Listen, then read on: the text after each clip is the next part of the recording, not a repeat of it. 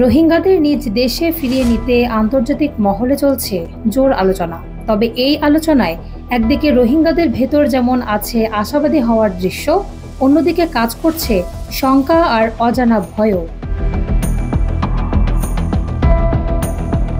নিজের দেশ মিয়ানমার থেকে বাংলাদেশে পালিয়ে আসার পর এখনো তাদের তাড়া করে ফিরছে সেই জুলুম, নির্যাতন, খুন ও হত্যার দৃশ্য। প্রথমে মিয়ানমার জান্তা সরকার, এরপর আরাকান আর্মি। এ যেন কারো হাতে নিস্তার নেই। বাংলাদেশে আশ্রয় নেওয়া 11 লাখ রোহিঙ্গার প্রশ্ন, নিজ ভূমিতে ফিরে যেতে আর কতকাল এমন নির্যাতন আর দুর্ভোগ পোহাতে হবে তাদের? কবে ফিরবেন তারা নিজের আবাসভূমিতে? ক্ষোভ প্রকাশ করে রোহিঙ্গারা বলছেন, মিয়ানমার জান্তা সরকারের পর আরাকান আর্মিও রোহিঙ্গাদের উপর নিপীড়ন ও নির্যাতন অব্যাহত রেখেছে। জাতিসংঘ, চীন, ভারত সহ বিশ্বের একাধিক প্রভাবশালী দেশ এসব দৃশ্য দেখার পরও নিজেদের স্বার্থের জন্য নিশ্চুপ রয়েছেন। মিয়ানমারের রাখাইন রাজ্যে আরাকান আর্মির সাথে চলমান সংঘাতে তীব্র খাদ্য ও চিকিৎসা সংকট দেখা দিয়েছে। সীমান্ত অতিক্রম করে তাই বাংলাদেশে রোহিঙ্গাদের অনুপ্রবেশ বাড়ছে। শরণার্থী ত্রাণ ও প্রত্যাবাসন কমিশন RRC তথ্যমতে গত 1.5 বছরে বাংলাদেশে নতুন করে আশ্রয় নিয়েছেন অন্তত 1,18,316 জন রোহিঙ্গা।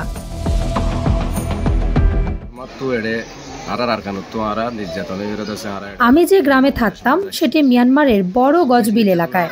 সেখানে প্রচুর নির্যাতন সয়েছি। শেষমেশ নির্যাতন সহ্য করতে না পেরে বাংলাদেশে চলে এসেছি। 8 বছর ধরে এখানে আছি, কিন্তু আমাদের ভবিষ্যৎ কোথায় যাচ্ছে তা নিয়ে শঙ্কিত। আমরা কি সারা জীবন এখানেই থেকে যাব? ডক্টর ইউনুস সাহেব আমাদের আগামীর ঈদের নামাজ মিয়ানমারে পড়তে পারবো বলে আশ্বাস দিয়েছেন, কিন্তু এখনো আমরা শঙ্কায় আছি।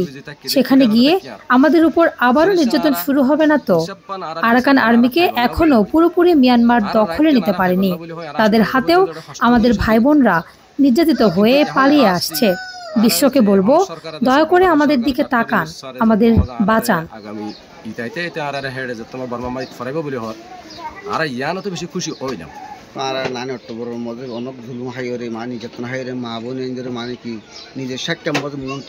মিয়ানমারের নির্যাতনের কথা বলতে গেলে আমার চোখে জল চলে আসে। আমাদের চোখের সামনে মা বোনদের নির্যাতন, জুলুম এবং ধর্ষণ করেছে সেখানকার সরকার বাহিনী। এসব দেখার পর বহুদিন কেঁদেছি। এগুলো সহ্য করতে না পেরে বাধ্য হয়ে আমরা বাংলাদেশে চলে এসেছি।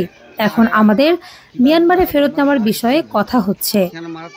মিয়ানমারের জান্তা সরকারের পর আরাকান আর্মিও রোহিঙ্গাদের উপর নির্যাতন চালাচ্ছে। আমরা মিয়ানমারের নাগরিক হিসেবে ফিরে যেতে চাই। আমাদের সন্তানদের সুন্দর ভবিষ্যৎ চাই। আরাকান আর্মির প্রতি আমাদের পূর্ণ আস্থা নেই। তারা ক্রমশ বর্বর হয়ে উঠেছে। নিজেদের আধিপত্য বিস্তারের জন্য সবকিছুই করছে ওরা।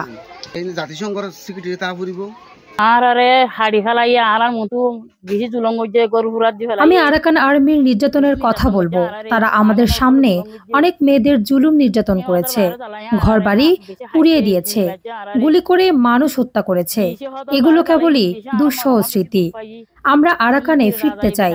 শুনেছি সেখানে এখন আরাকান আর্মি অস্ত্র ত্যাগ করে আছে। নিজের দেশে ফিরতে গিয়ে বন্দুকের নল হজম করতে হবে।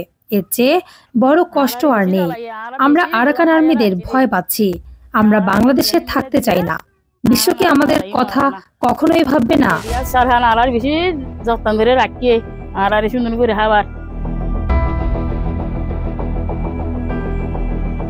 রোহিঙ্গা নেতাদের অভিমত, মিয়ানমারের রাখাইন রাজ্যে সহায়তা পৌঁছাতে মানবিক করিডর গড়ার যে আলোচনা চলছে, তাতে কক্সবাজারের আশ্রয় শিবিরে থাকা রোহিঙ্গা শরণার্থীদের তেমন আগ্রহ কিংবা সাড়া নেই।